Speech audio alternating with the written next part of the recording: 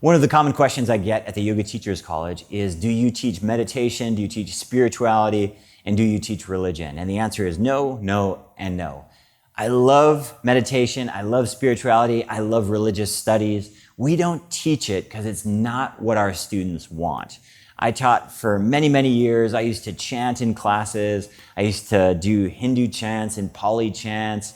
I used to do Native American chants. And after one of my classes, somebody came up to me and they're like, why are you saying this stuff? And I realized I hadn't really put myself in check. And when I looked at the market, I realized that yoga students in general, yoga publications, yoga conferences, we do a lot of cultural appropriation. If you look at like a yoga journal conference, for example, you'll have a bunch of North American, Anglo-Saxon, Judeo-Christian background women, typically, and there's a big Buddha statue on stage, and then there's a big statue of a dancing Shiva, and it's just a little bit silly. They've taken these major world religions and made them into spiritual kitsch. They've appropriated these religions, and it's not really respectful, and it's also not appropriate. It's really important that you be true to who you are.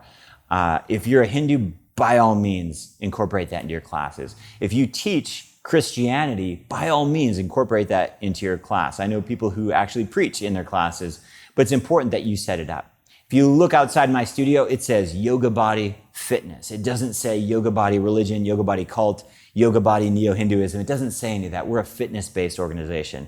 We teach mind, body, fitness.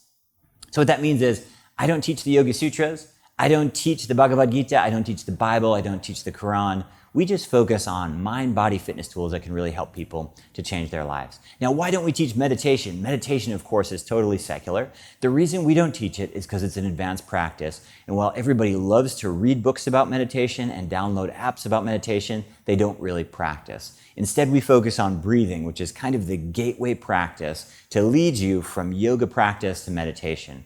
Breathing is far more accessible. You get a much higher compliance rate. It's a much better tool to teach beginning students. I love meditation. My students love meditation, but they don't practice. Shivananda has this famous quote that, if you have a yoga asana class, it'll be packed.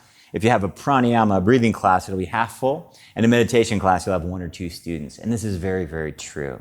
Meditation is very, very challenging and not so popular. People are not ready to sit for an hour on their bum. Instead, we have them sit on their bum and breathe.